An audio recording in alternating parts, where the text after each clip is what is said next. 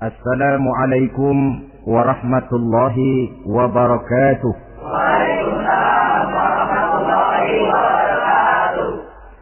Bismillahirrahmanirrahim. Alhamdulillahi rabbil alamin. Wassalatu wassalamu ala asyrafil anbiya'i wal mursalin. Sayyidina wa maulana Muhammadin wa ala alihi wa sahbihi ajma'in, amma ba'du. Saudara-saudara hadirin ma'asyiral muslimin rahimakumullah. Salah satu dari rukun iman yang 6 mengajarkan kepada kita untuk beriman dengan adanya hari akhirat. Hari yang dimulai dengan kehancuran alam ini, yang dalam istilah kerennya disebut the last day of the world, di mana air laut tumpah ke darat, planet-planet bertabrakan, gunung meletus, bumi gempa, lalu semua yang bernama hidup mati. Terjadilah kebangkitan setelah mati itu dalam kehidupan yang disebut kehidupan akhirat.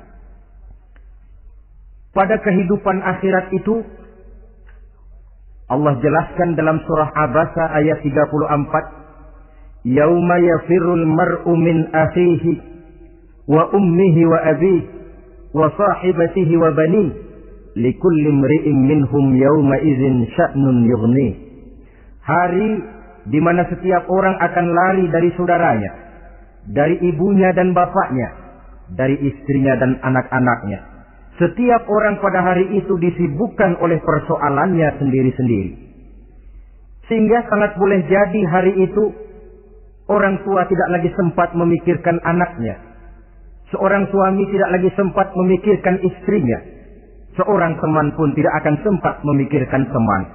Tiap orang sibuk dengan persoalannya sendiri-sendiri untuk mempertanggungjawabkan kegiatan hidupnya ketika di dunia ini. Dalam keadaan semacam itu, di mana orang disibukkan dengan persoalannya masing-masing, ada 7 golongan manusia yang mereka tenang-tenang saja. Orang lain bingung, mereka kalem. Orang lain kepanasan, mereka mendapat keteduhan. Siapa mereka? Inilah yang akan kita jadikan pembicaraan pada pertemuan kita kali ini. Bersumber dari sebuah hadis di mana bersabda Rasulullah sallallahu alaihi wasallam, sab'atun yudhilluhumullahu yawma la zilla illa zilluh. Ada 7 golongan manusia, kata beliau, yang di akhirat nanti akan langsung mendapat perlindungan dari Allah. Padahal hari itu tidak ada lagi perlindungan selain perlindungan Allah. Sehingga lantaran Allah langsung yang melindungi mereka, maka mereka tidak merasakan lagi kepanasan akhirat. Mereka tidak lagi merasakan kebingungan. Mereka tidak lagi disibukkan oleh persoalan, lantaran mereka langsung dilindungi oleh Allah Subhanahu wa ta'ala. Siapa gerangan yang 7 orang ini? Marilah kita lihat satu persatu dengan harapan mudah-mudahan kita termasuk salah satu di dalamnya. Amin ya rabbal alamin. Manusia pertama yang langsung mendapat perlindungan dari Allah, kata Nabi, imamun adil. Pemimpin yang adil. Siapa sih pemimpin itu? Dan apa artinya adil? Saudara hadirin, secara umum yang dinamakan adil ialah at-tawassut bainal amrayni. Orang yang pandai mengambil sikap jalan tengah dari 2 persoalan yang dihadapinya. Biasanya tidak berat ke kiri, juga tidak berat ke kanan. Itu yang disebut adil. Orang yang tidak hanya sekedar bisa menuntut kewajiban dari seseorang, tapi juga bisa memberikan hak kepada orang itu juga disebut adil. Lalu pemimpin itu siapa? Setiap kita adalah pemimpin. Yang besar kecilnya kepemimpinan kita bergantung kepada apa yang kita pimpin. Dan sudah barang tentu bahwa setiap pemimpin akan dimintakan pertanggungan jawab dari apa yang dipimpinnya. Seorang pemimpin yang adil, dia menaungi orang-orang yang dipimpinnya dalam kehidupan di dunia ini. Pantas kalau di akhirat nanti Allah langsung menaungi mereka. Oleh karena itu, pemimpin merupakan suatu amanah. Jabatan, di samping dia merupakan amanah, juga merupakan nikmat. Dan nikmat itu akan bergantung kepada pandai atau tidak kita mensyukurinya. Beberapa contoh dalam sejarah bisa kita lihat. Seorang bernama Umar bin Abdul Aziz. Pada saat beliau secara aklamasi dipilih menjadi pemimpin, menjadi presiden, ucapan yang pertama keluar dari mulutnya, Inna lillahi wa inna ilaihi raji'un. Coba bayangkan ini. Dipilih jadi pemimpin, diangkat jadi presiden, bukan alhamdulillah, malah inna lillahi wa inna ilaihi raji'un. Kenapa? Dia anggap jabatan itu adalah amanah. Menyia-nyiakan amanah berarti khianat. Dan khianat ini adalah dosa besar. Pantaslah kalau Allah subhanahu wa ta'ala memperingatkan, nikmat bisa saja berubah menjadi azab kalau kita tidak pandai mensyukurinya. La in syakartum la azidannakum wa la in kafartum inna azabi lasyadid. Kalau kamu pandai bersyukur, aku tambah nikmatku. Tapi kalau kamu tidak pandai bersyukur, kamu ingkar, kamu lupakan nikmat Allah, awas, azabku amat pedih, kata Allah. Jadi berdasarkan logika dari ayat ini bisa kita katakan, orang kaya. Ada orang kaya nggak di sini? Ada orang kaya nggak? Yang kaya tolong dengerin. Orang kaya itu bisa masuk surga karena hartanya. Pun orang kaya banyak yang masuk neraka juga gara-gara hartanya. Tergantung syukur apa tidak syukur. Orang alim. Ada yang alim di sini? Tolong dengerin orang alim. Yang ustadz, yang kiai. Orang alim bisa saja masuk surga karena ilmunya. Dan orang alim pun bisa masuk neraka karena ilmunya. Pejabat. Ada pejabat? Pejabat itu bisa masuk surga karena jabatannya. Pun pejabat itu bisa masuk neraka karena jabatannya. Bergantung syukur apa tidak. Kalau ada orang kaya, hartanya didapat dari jalan yang halal, berusaha menurut yang disyariatkan oleh Allah. Lalu hartanya itu tidak cuma untuk ditumpuk 7 turunan, namun juga berfungsi sosial. Dia bantu pembangunan masjid, dia makmurkan majelis taklim, dia santuni yatim piatu. Orang kaya macam itu dengan hartanya, insya Allah bisa sampai ke surga. Tapi kalau ada orang kaya, hartanya didapat dari segala macam cara, asal harta tercapai segala cara halal. Perlu jilat atas, perlu injak bawah, perlu sikut kiri kanan, sikut kiri kanan. Setelah dapat harta lalu pelitnya 17 setan. Tidak mau zakat, infak, apatah lagi sedekah. Orang kaya macam itu dengan hartanya bisa masuk neraka. Na'udzubillah min. Ada orang alim. Dengan ilmunya dia bimbing umat. Dia katakan yang halal itu halal, yang haram itu haram. Dia katakan yang hak itu adalah hak, yang batil adalah batil. Dia tidak peduli apapun resikonya. Orang alim semacam itu dengan ilmunya bisa sampai ke surga. Tapi kalau ada orang alim, dengan ilmunya dia malah membodoh-bodohi orang yang memang sudah bodoh. Yang halal dibilang haram, yang haram dibikin remeng-remeng. Menjadi penjilat kesana kemari. Orang alim semacam itu bisa masuk neraka karena ilmunya. Begitu juga pejabat, pemimpin. Kalau dengan jabatannya sebagai pemimpin dia berlaku adil, menaungi rakyatnya. Orang besar salah dihukum, orang kecil salah juga dihukum. Tidak hanya pandai menuntut kewajiban, tapi juga pandai memberikan hak. Pemimpin yang adil semacam ini mensyukuri nikmatnya jabatannya, dia bisa sampai ke surga karena jabatannya. Tapi kalau dengan jabatannya dia berlaku sewenang-wenang, yang besar salah didiamkan, yang kecil salah segera ditegakkan hukum, hanya pandai menuntut kewajiban dari rakyatnya, tapi tidak pandai memberikan hak, maka pemimpin semacam ini lantaran tidak pandai mensyukuri nikmat, bisa saja nikmat itu berubah menjadi azab. Oleh karena itu saudara-saudara, pemimpin menaungi rakyat. Pantas kalau di akhirat nanti Allah langsung menaungi beliau. Siapa pemimpin? Siap kita. Bapak pemimpin di rumah tangganya, ibu pemimpin bagi anak-anaknya, Pak Lurah memimpin di kelurahannya, Pak Camat memimpin di kecamatannya, pemuda pemimpin bagi dirinya sendiri, akan dimintakan pertanggungan jawab. Kalian para remaja yang hadir di sini memimpin dirimu sendiri. Kau akan ditanya tanganmu kau lebih banyak gunakan buat apa? Kakimu lebih banyak kau bawa jalan kemana? Lidahmu lebih banyak membicarakan apa? Dan hari pertanggungan jawab nanti kalian jangan berharap akan ada saksi dari luar. Saksinya anggota badan kita sendiri.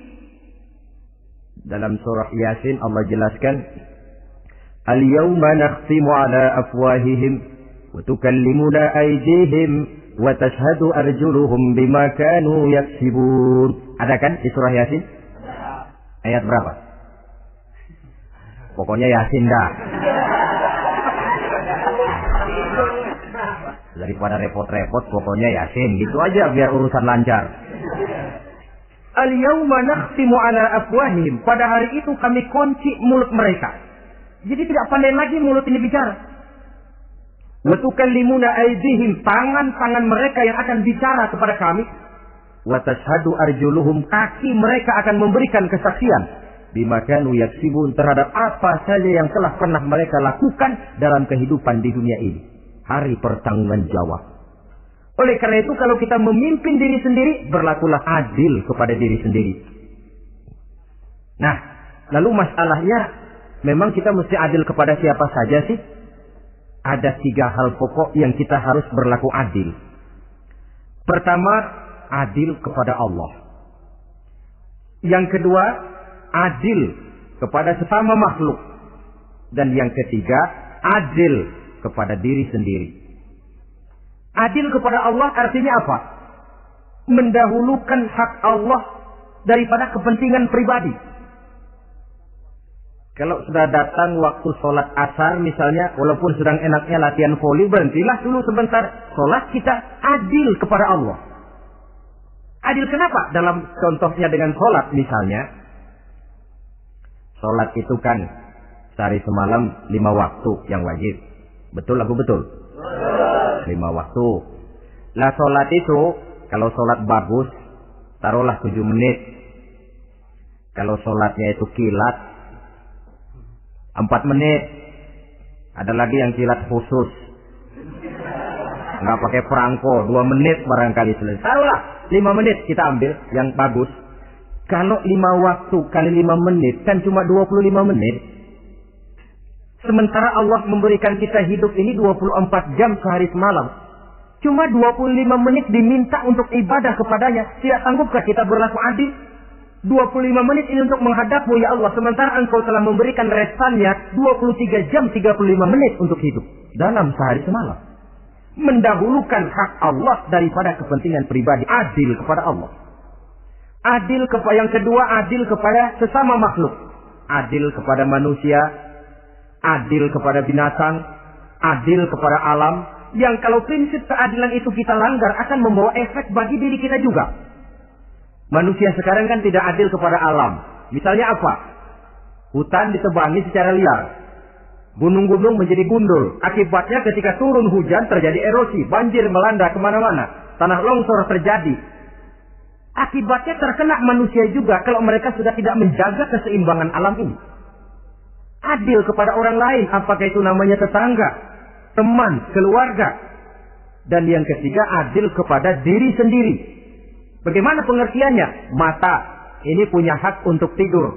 Begadang terus tiap malam, tidak adil kepada mata. Nah, ini yang ketawanya paling kencang pasti tukang begadang ini. Perut ini punya hak untuk tidur. Puasa saja siang malam, mengurangi hak perut. Adil kepada diri sendiri. Untuk kehidupan yang akan datang di akhirat, pasti akan kita temui. Kita yakini keberadaannya.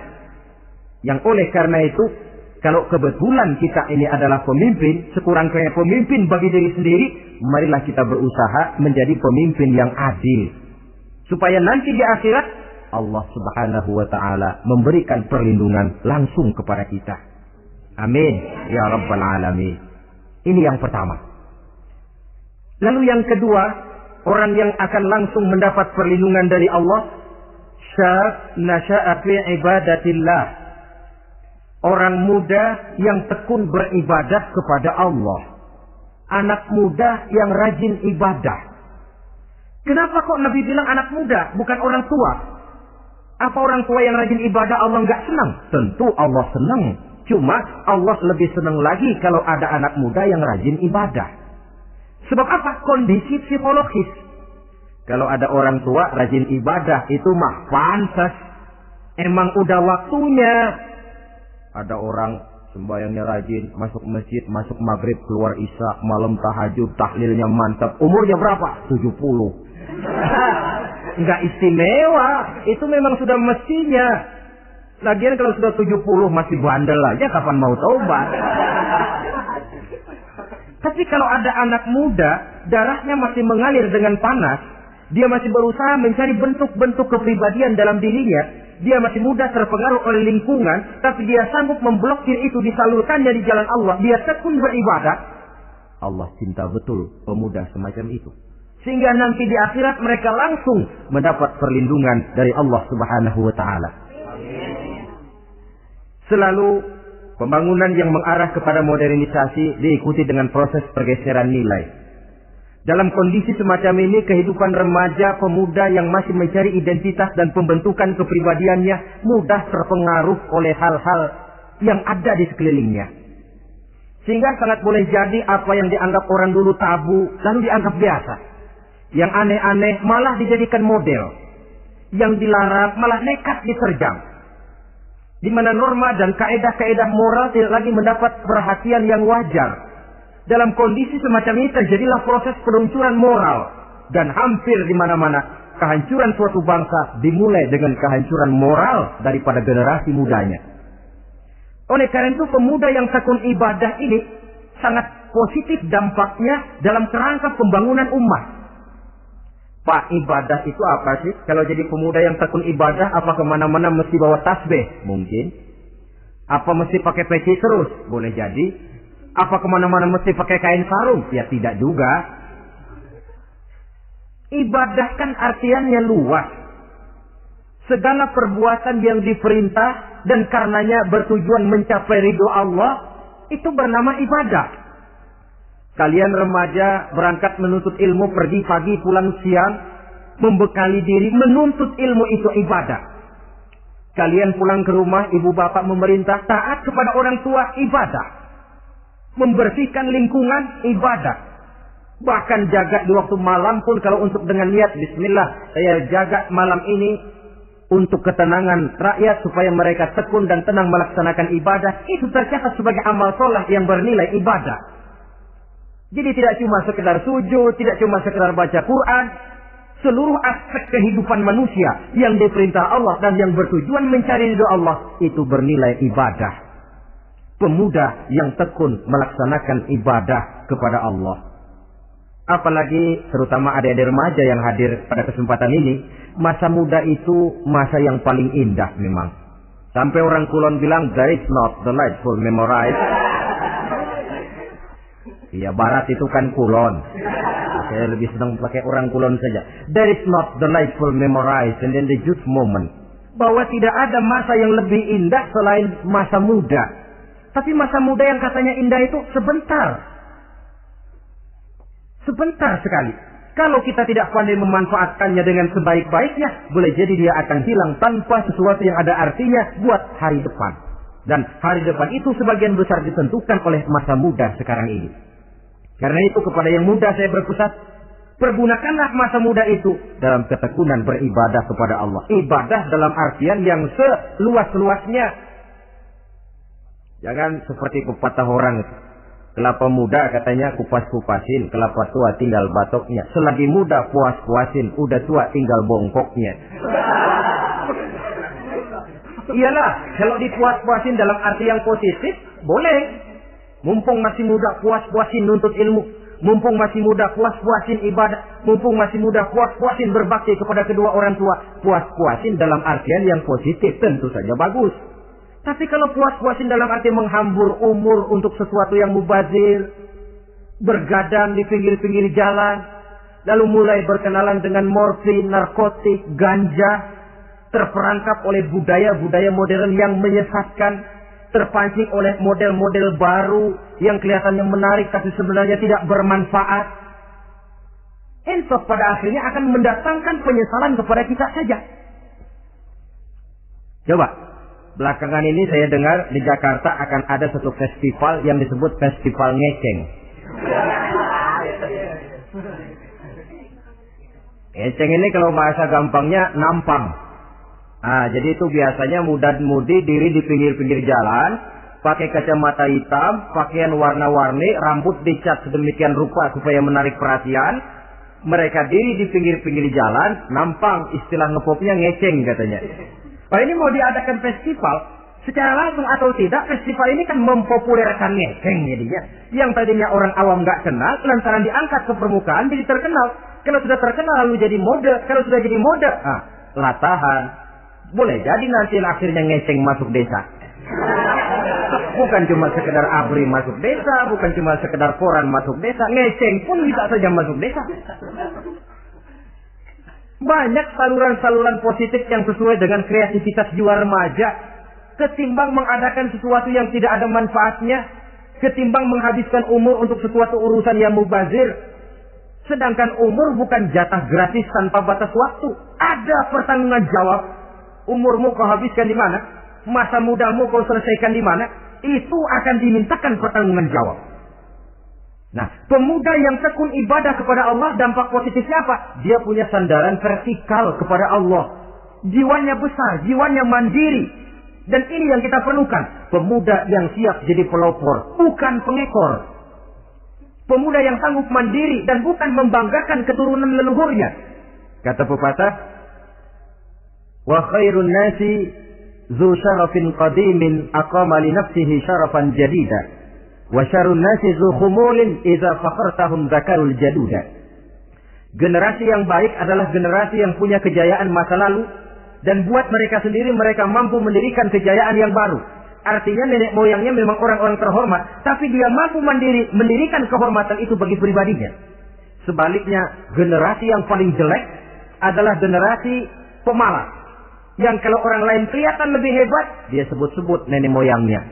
Lu sih belum apa-apa, bapak gua dong. Bapak gua katanya. Lu sih belum apa-apa, om saya dong. Tante saya dong. Kerjanya cuma membangga-banggakan leluhur. Dia sendiri tidak ada apa-apanya. Ini generasi yang paling jelek. Kalau orang kelihatan lebih hebat, dia sebut leluhurnya. Sementara dia sendiri nol nilainya. Tanpa ditunjang oleh fasilitas leluhurnya. Pasukan pemuda mandiri macam ini yang kita perlu. Bukan sekedar pasukan pemuda oke bos, kulo nuwun, yes sir, yes man, kumaha juragan wae.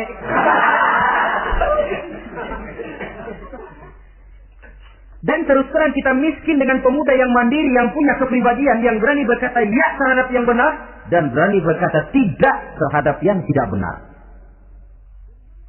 Dari mana ini didapat? Sandaran vertikal dalam bentuk ibadah kepada Allah akan memantapkan jiwa, membersihkan hati, sehingga dia akan berfungsi seperti radar. Sandaran vertikalnya cuma kepada Allah. Inilah dampak positifnya.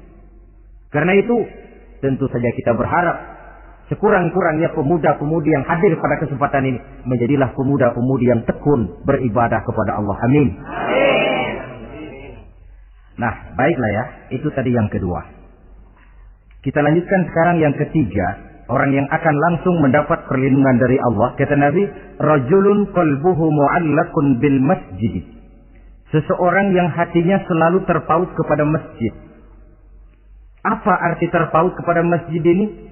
Apa orang yang nggak pernah keluar-keluar dari masjid? Tentu saja bukan.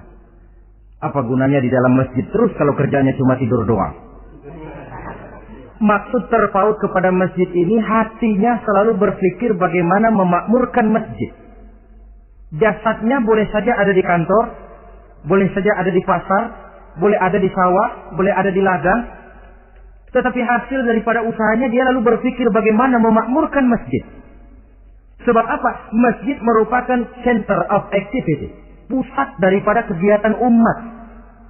Kalau kita lihat fungsi masjid di zaman Rasul, Di masjid beliau berdakwah, di masjid beliau mengatur negara, di masjid beliau mengadakan perundingan, di masjid beliau bermusyawarah dengan para sahabat. Pusat daripada kegiatan umat. Dan memakmurkan masjid ini dasarnya tidak lain karena iman kepada Allah. Prinsipnya bagaimana kita menghidupkan masjid dan bukan mencari hidup di masjid. Oh, kalau sudah prinsipnya dibalik, bukan menghidupkan masjid tetapi mencari hidup di masjid, saya khawatir masjid akan ambruk. Nyatanya kadang-kadang masjid kita ini fungsinya belum maksimal.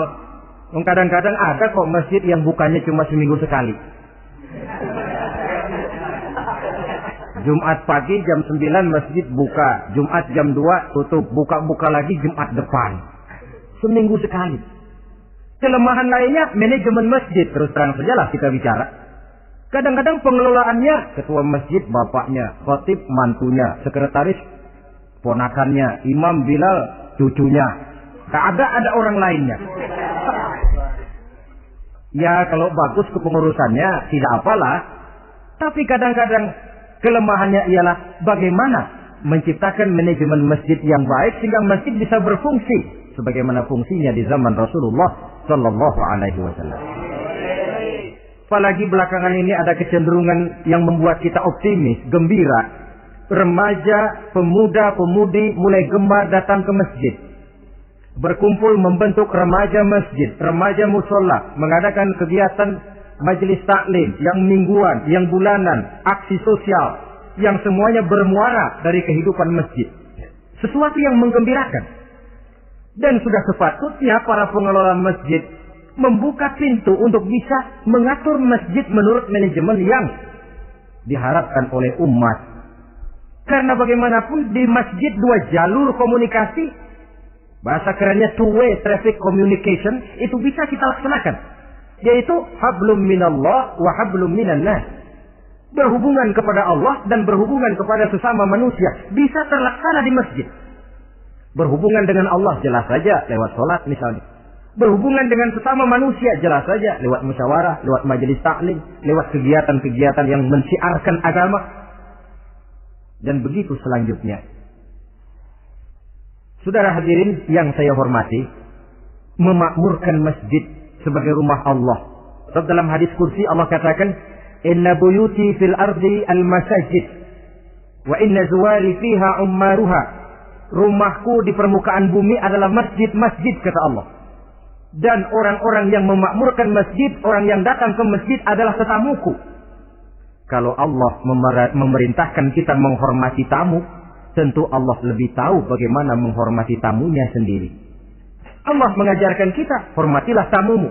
Sekarang kita yang menjadi tamunya Allah dengan datang ke masjid, dengan memakmurkan masjid, Allah lebih tahu menghormati tamunya. Ini yang ketiga. Yang keempat, hadirin, orang yang langsung mendapat perlindungan dari Allah itu rajulani tahabba fillahi ijtama'a alaihi wa tafarraqa alaihi. Dua orang yang menjalin persaudaraan, yang bertemu dan berpisah karena Allah. Bersaudara karena Allah. Bukan karena orang punya pangkat tinggi lalu kita temani, bukan karena orang kaya lalu kita dekati, tetapi karena Allah. Kau di jalan Allah, mari kau saudara saya. Kau keluar dari jalan Allah, maaf sajalah, bawalah dirimu sendiri, saya akan membawa diri saya. Lebih baik sendiri daripada berteman jahat. Berdua memang lebih baik daripada sendiri, tapi sendiri lebih baik daripada berteman jahat.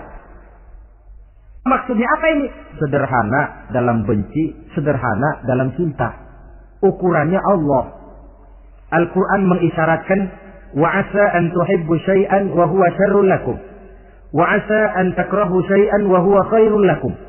Sangat boleh jadi kata Allah kamu menyenangi sesuatu padahal akibatnya tidak baik bagi kamu, dan sangat boleh jadi kamu membenci sesuatu padahal akibatnya baik bagi kamu.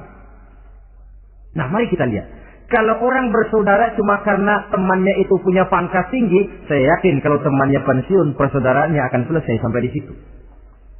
Kalau kita mencari teman cuma karena dia kaya, satu saat dia jatuh bangkrut, jatuh miskin, persaudaraan akan selesai sampai di situ.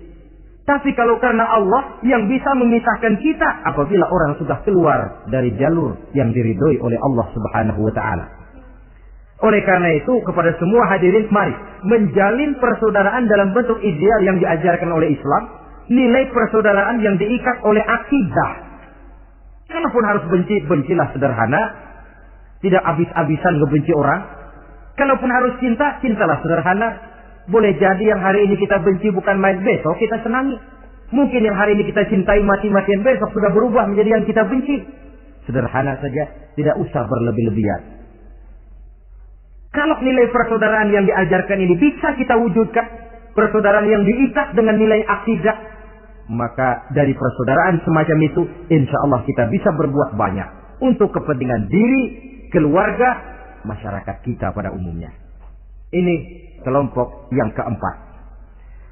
Orang kelima yang nanti langsung mendapat perlindungan Allah, rajulun da'athum ra'atun zatu mansibin wa jamalin ila nafsiha faqala inni akhafullaha rabbal alamin.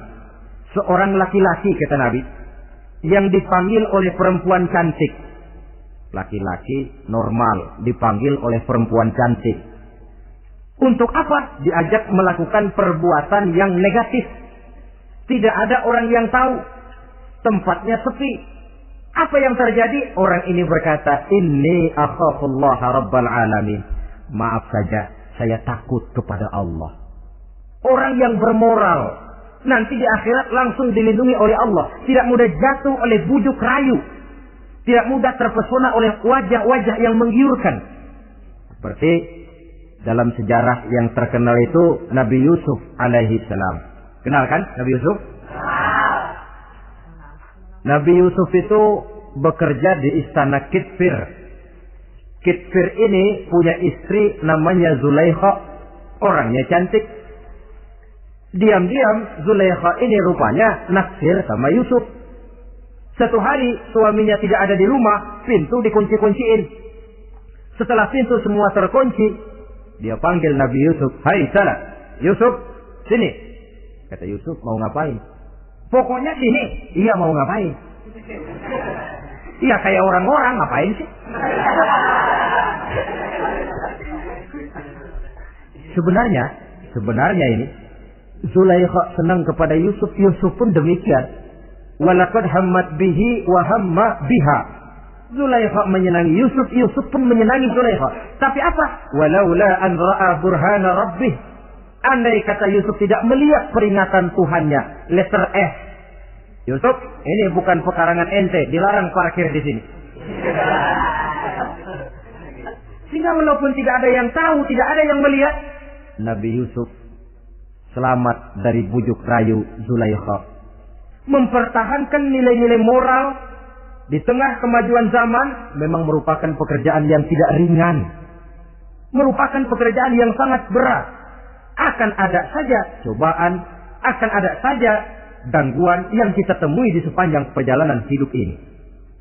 Tapi sebaliknya, kalau orang sudah tidak lagi menjunjung moral yang tinggi, lalu hidup menurut selera sendiri-sendiri, ya kita lihatlah lahirnya kebudayaan kumpul kebo yang diawali dengan free sex yang mengarah kepada Samenleben alias hidup bersama tanpa nikah.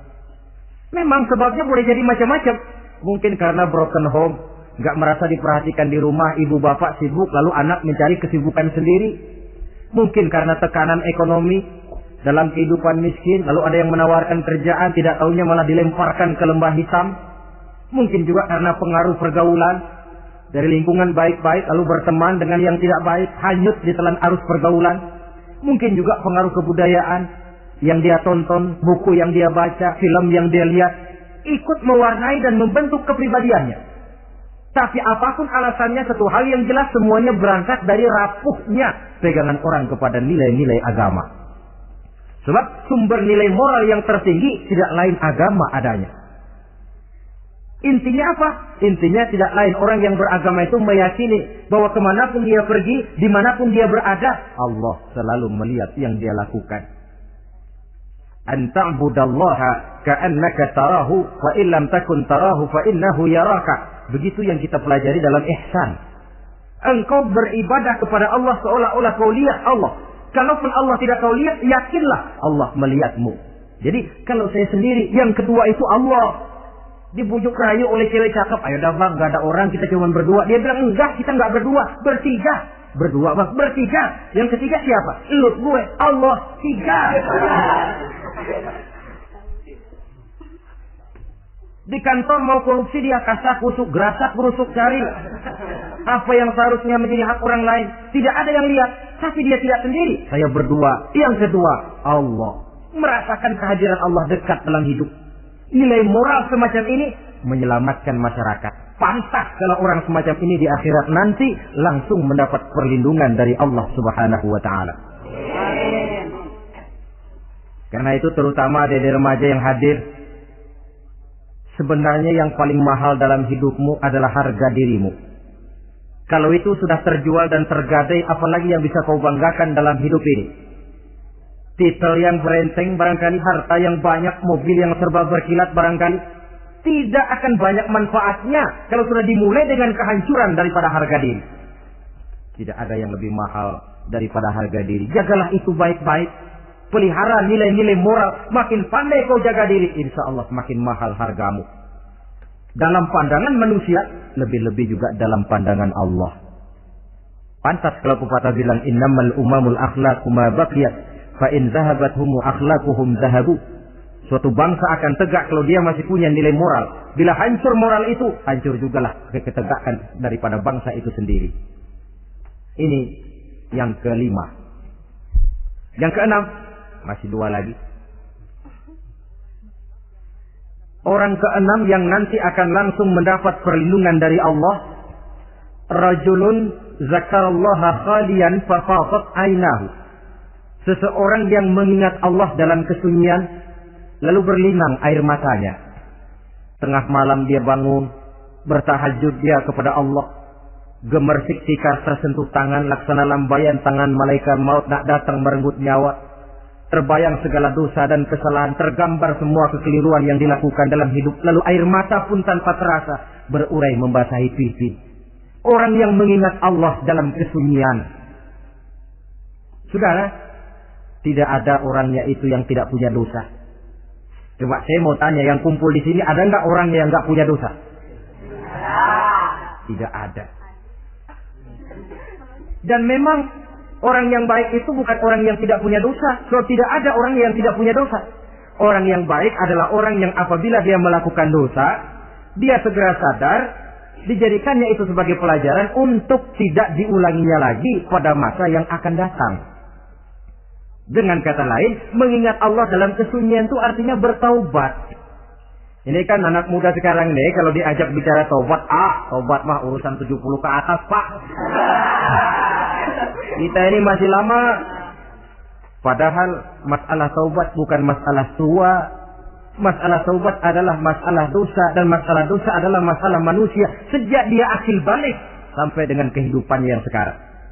Sengaja atau tidak, besar atau kecil, ringan atau berat, tiap kita mesti mempunyai yang namanya dosa. Allah Maha penerima taubat sepanjang nafas belum sampai di kerongkongan. Jikalau nafas sudah sampai di tenggorokan, baru kita mau melaksanakan yang namanya taubat. Kasihlah itu. Para ulama mengatakan, la saghair ma'al istimrar, wala kabair ma'al istighfar. Tidak ada dosa kecil kalau ditumpuk terus, dan tidak ada dosa besar kalau diikuti dengan istighfar, permohonan ampun kepada Allah. Jadi jangan menganggap, ini dosa kecil, ini dosa kecil, ditumpuk-tumpuk, lah jadi gede juga. Tidak ada dosa yang kecil kalau dikerjakan terus-menerus, dan tidak ada dosa yang besar kalau diiringi dengan istighfar. Dalam kehidupan ini, apabila dosa sudah bertumpuk, maksiat merajalela, munkarat menjadi jadi, Allah tidak akan segan-segan menurunkan azab.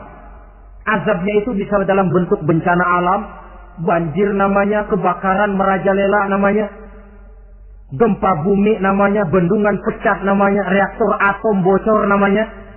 Namanya boleh jadi macam-macam. Sebab apa? Al-Quran memberikan jaminan, wa ma kana Allahu liyu'adzibahum wa hum yastaghfirun. Allah tidak akan menurunkan azab selama di tengah masyarakat manusia masih banyak orang yang istighfar kepada Allah. Jadi hakikatnya kita ini berhutang jasa kepada orang yang rajin sujud, rajin mohon ampun kepada Allah. Lantaran mereka barangkali azab tidak diturunkan oleh Allah. Kalau melihat banyaknya sudah munkar dan maksiat. Mengingat Allah dalam kesunyian. Tengah malam, waktu yang mustajabah, terutama sepertiga malam yang akhir. Situasinya lain. Gak percaya boleh coba, nyoba kan gak bayar. Coba kalian bangun tengah malam, tahajud. Kalian akan menemukan satu suasana yang lain daripada misalnya kalau kalian sembahyang zuhur tengah hari panas terik di tengah banyak orang. Hati bergetar. Segala kekeliruan yang pernah kita kerjakan lalu terbayar. Dan air mata tanpa terasa, tanpa diundang bahkan berurai membasahi pipi. Ya Allah, alangkah nikmatnya suasana macam itu. Menciptakan perasaan dekat dengan Allah. Terwujud kedamaian batin. Dan ini yang banyak dicari orang sekarang. Yang kadang-kadang karena terlalu ingin mencari kedamaian lalu keliru jalan. Yang bertapa di gua-gua katanya nyepi dari kehidupan manusia. Memencilkan diri dengan cara-cara yang mereka atur sendiri. Tidak macam itu. Quran punya resep. Ala inna bizikrillahi tatmainnul qulub. Ketahuilah dengan banyak mengingat Allah, hati menjadi tenang, jiwa menjadi lapang, pikiran menjadi damai. Ini resep Islam untuk mencapai ketenangan jiwa. Mengingat Allah dalam kesunyian. Saudara hadirin yang saya hormati, ini aspek daripada ibadah. Jadi dengan kata lain, masalah mengingat Allah dalam kesunyian, mengingat dosa, bukan urusan orang tua, tapi masalah manusia. Siapapun adanya, sejak dia akil balik, mesti entah kecil besar, entah sedikit, entah banyak, ada kesalahan yang dilakukannya. Karena itu, kalau kita masih diberikan kesempatan untuk hidup, artinya Allah masih memberikan kesempatan kepada kita untuk memperbaiki diri. Nanti kalau sudah sangkakala ditiup, alam hancur seperti yang saya jelaskan di awal tadi, sudah tidak sempat lagi, yang tinggal menyesal. Ada yang meratap lalu berkata, ya laitani kuntu turaba. Dalam Quran, aduh andai kata kita bisa balik jadi tanah aja dah dulunya, jangan jadi orang. Kalau dulu kita tetap jadi tanah mah nggak tanggung jawab apa-apa. Dijadiin orang sekarang mesti tanggung jawab, bagaimana ini? Bingung. Ada yang berkata, ma aghna anni maliya halka anni sultaniyah. Ternyata harta yang saya bangga-banggakan tidak bawa manfaat hari ini. Ternyata jabatan yang pernah saya duduki malah merusak saya hari ini. Tinggal lagi penyesalan karena kelalaian memanfaatkan waktu hidup dalam kehidupan di dunia ini. Karena itu pandai-pandailah membagi orientasi. Ada saatnya kita sibuk tenggelam dalam berbagai urusan dunia, lain saat tenggelam dalam kefanaan dan kesunyian, membekali diri untuk kehidupan akhirat nanti. Sebentar meninggalkan dunia, rekes kepada Allah, mi'raj, naik menghadap Allah. Supaya terwujud keseimbangan untuk mencapai fid dunya hasanah wa fil akhirati, kebahagiaan dan kebaikan di dunia maupun di akhirat nanti. Inilah golongan yang keenam. Orang yang langsung mendapat perlindungan Allah, yang mengingat Allah dalam kesunyian. Yang ketujuh, yang terakhir, orang yang langsung mendapat perlindungan dari Allah di akhirat nanti, rajulun tasaddaqa bi sadaqatin fa akhfaha hatta la ta'lama shimaluhu ma tunfiqu yaminuhu. Seseorang yang bersedekah lalu dia ikhlas dengan sedekahnya sehingga tangan kirinya tidak tahu apa yang diberikan oleh tangan kanannya. Orang yang pemurah, orang yang menyadari bahwa apapun yang dia punya dalam hidup ini cuma sekedar titipan.